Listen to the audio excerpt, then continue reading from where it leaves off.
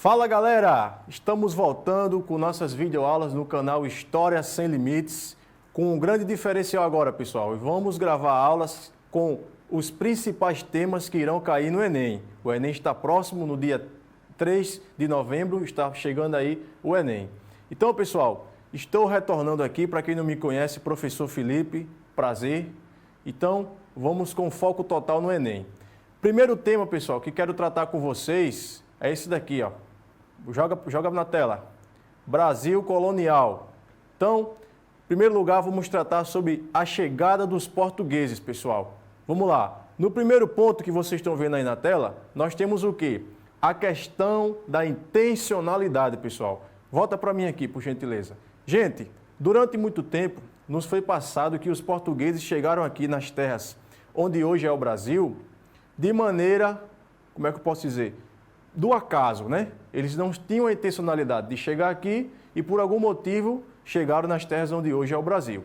Gente, retire isso da cabeça. Nesse primeiro momento da nossa aula, vamos retirar, vamos desmistificar alguns mitos que nos foram ensinados ao longo da nossa vida acadêmica. O primeiro ponto é esse, pessoal, a questão da intencionalidade da chegada dos portugueses aqui no Brasil. Vamos lembrar, pessoal, vamos voltar um pouco lá para 1492, com o chamado Tratado de Tordesilhas, onde a Espanha e Portugal dividiam o mundo para eles dois. 370 léguas a oeste ficou para o Brasil e para leste para a Espanha.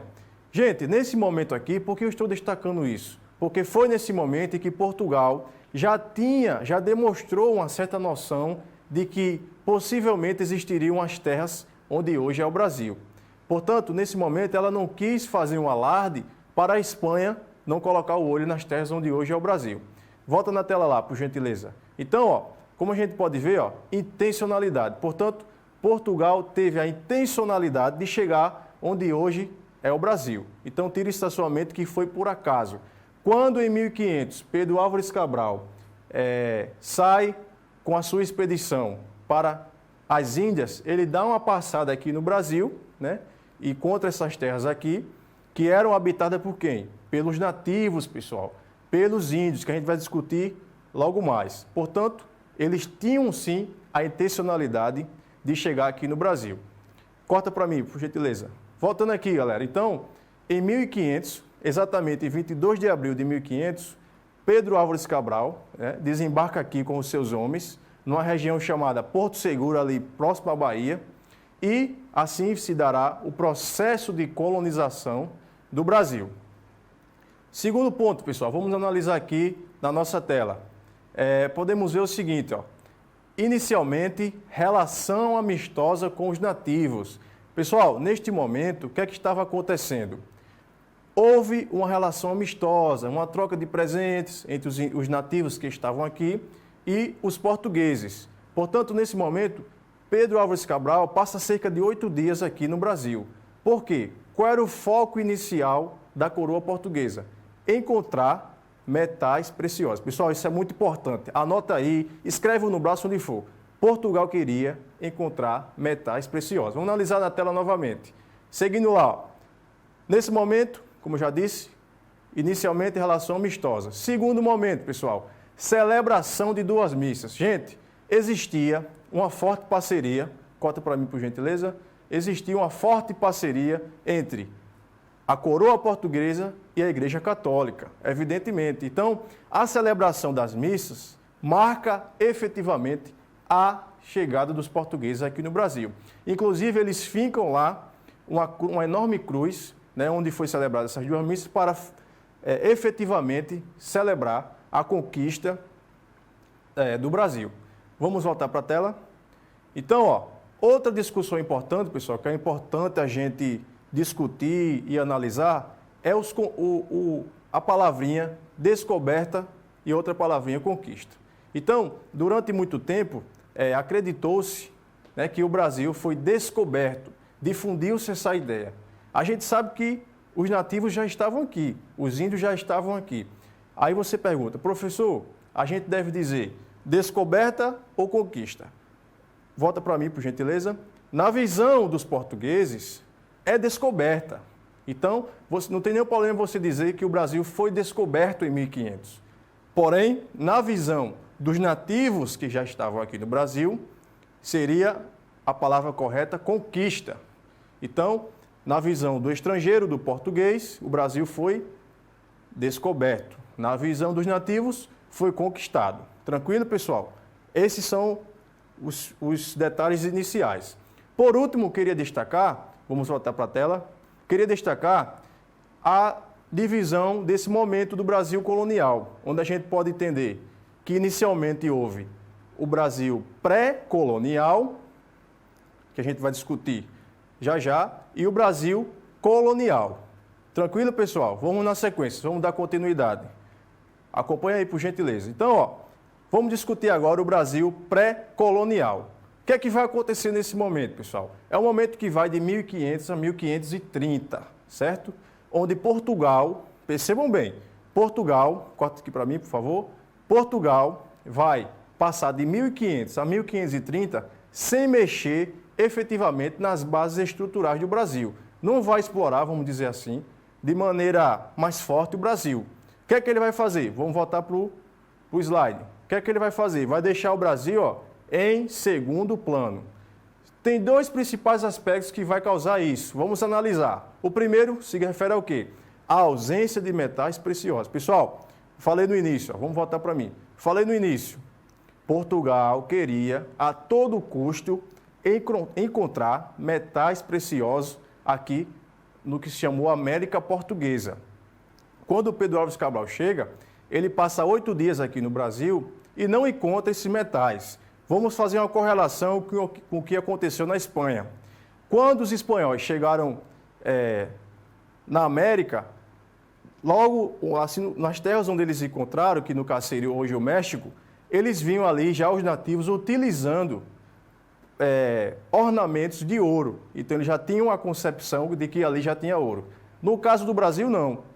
Quando o Pedro Álvares Cabral chega, ele não tem nenhum sinal de que naquela terra teria metais preciosos, por exemplo, o ouro. Ok? Tranquilo? Segundo detalhe, vamos voltar para o slide. Comércio com as Índias. Volta para mim, por favor. Comércio com as Índias. O que é que teria ali, pessoal? Vamos ter essa noção.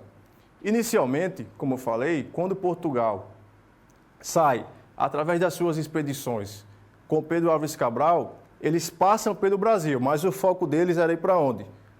Para as Índias, né? Fazer ali o comércio com as Índias. Vamos lembrar, pessoal, desse momento das especiarias, certo? Então, Portugal deixou o Brasil, nesse momento, dormindo e foi fazer o comércio com as Índias. Beleza? Tranquilo? Vamos lá, vamos continuar. Voltando aqui para o slide. Gente, nesse momento a gente vai ter o quê?